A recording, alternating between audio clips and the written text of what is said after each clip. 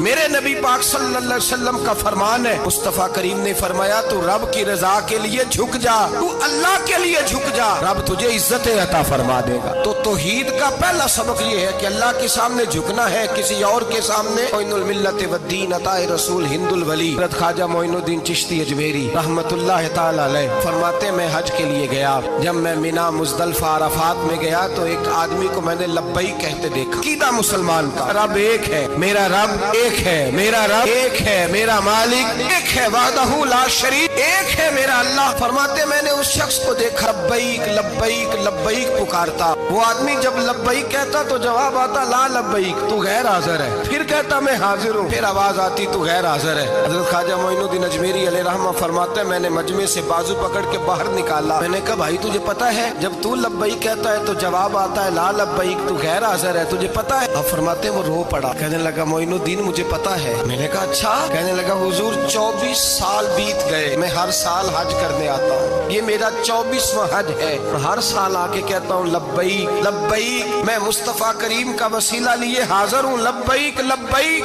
یہ بے نیاز ہے، ہر سال مجھے کہتا ہے لا لبیک، نہیں تو غیر حاضر ہے، ہر سال کہتا ہے۔ خواجہ صاحب فرماتے اس کی بات سنی تو میرے وجود کے رونگٹے کھڑے ہو گئے۔ میں نے کہا پھر تو ہر سال آ جاتا ہے، ہر سال ہی آ جاتا ہے، 24 سال ہو گئے ہر سال۔ فرماتے اس نے توحید بیان کی تو میری چیخیں نکل گئیں، میدان عرفات میں کھڑے ہو کس نے توحید کا اعلان کیا تو میرا وجود تڑپنے لگا، آہیں اور سسکیاں نکلنے لگیں۔ کہنے لگا معین الدین ایک ہی تو رب ہے، یہاں نہ ہوں تو کہاں جاؤں، تو کوئی اور رب بتا دے میں وہاں چلا جاتا ہوں، اب ہے ہی ایک، نہیں اس کے دروازے پہ رکھے تب بھی ٹھیک ہے، نہ رکھے ابھی اس کی بے نیازی ہے یہی، کہاں جاؤں، اس کے دروازے پہ جھکوں، یہی میرا مالک، یہی میرا خالق، یہی میرا رازق۔ خواجہ صاحب فرماتے میں وہاں کھڑا تھا، عاطف غیب سے آواز آئی معین الدین تو پیچھے ہٹ جا، یہ میرا اور میرے بندے کا معاملہ ہے، تو اس کے بیچ نہ آ، اگر میں نے ایک دفعہ بھی کہہ دیا کہ تو حاضر ہے تو یہ اگلے سال آئے گا نہیں، مجھے اس کا آنا پسند ہی بڑا ہے، 24 سال ہو گئے، اس کا بھی حج قبول فرمایا ہے، اس کی لبیک کی برکت سے قبول فرمایا۔ بھائی یاد رکھیں اور سمجھیں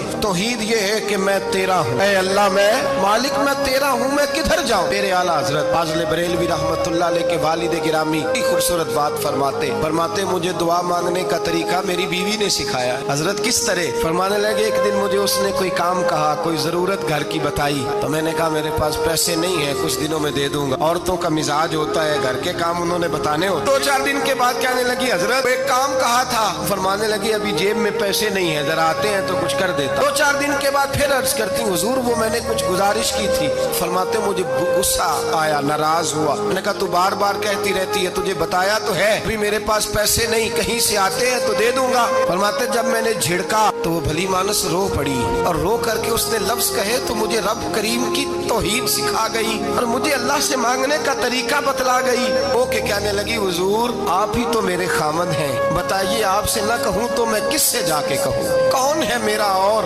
کس سے جا کے کہوں، کس سے جا کے میں کہوں کہ میرا یہ غم بانٹ دیا جائے۔ آپ فرماتے اس نے بات کہی تو میں رونے لگا، مجھے کہنے لگی حضور کیا ہوا آپ رو پڑے؟ تو میں نے کہا سمجھ آ گئی ہے، جب میں بھی کہوں گا نا مولا میں بڑا پریشان ہوں، میں دکھی ہوں، تکلیف میں ہوں، آزمائش میں ہوں، میں بیمار ہوں، اے اللہ اولاد کی وجہ سے پریشان ہوں، اے اللہ میں جوان بیٹی کے سبب سے پریشان ہوں، اے اللہ فلاں تکلیف سے پریشان ہوں، اے اللہ میر زبانہ میری غربت کا مذاق اڑاتا ہے، اے اللہ جائیدادوں والے مجھ بے گھر کو ستاتے ہیں، اے مولا زمانے کی تیز دھوپ آ گئی ہے، تو ہی میرا رب ہے، بتا تجھے نہ کہوں تو کس سے کہوں، تیری بارگاہ میں عرض نہ کروں تو کدھر جاؤں، تیرے حضور ناز نہ ہوں تو کہاں جاؤں۔ فرماتے ہیں جب میں یوں رو کے دعا کروں گا تو عرش کا مالک یقیناً دروازے کھول کے فرمائے گا میرا بندہ جو مانگتا ہے اسے فوراً عطا فرما دو، جو کہتا ہے اسے دے دو، اللہ کی بارگاہ میں جھکے گا تو اللہ کے حضور توحید کا تجھے رزلٹ یہ ملے گا کہ جگہ جگہ جھکنے سے تو بچ جائے۔ دوسرا فائدہ توحید کا یہ ہوتا ہے کہ عالمگیر سوچ پیدا ہوتی ہے، عالمگیر توحید باری تعالیٰ کا معنی یہ ہے کہ ساری کائنات کو رب نے پیدا فرمایا ہے۔ نبی پاک نے فرمایا الخلق ویال اللہ احب الخلق الی اللہ ما احسن الی عیالہ، ساری مخلوق اللہ کا خاندان ہے اور اللہ اس بندے سے محبت کرتا ہے جو اس کی مخلوق سے پیار کرتا ہے۔ یہ سوچ پیدا ہوگی، سوچ جب تو اللہ تبارک و تعالیٰ کی توحید کو مانے گا تو پھر تیری توجہ جائے گی کہ تیرے نبی پاک نے فرمایا ہے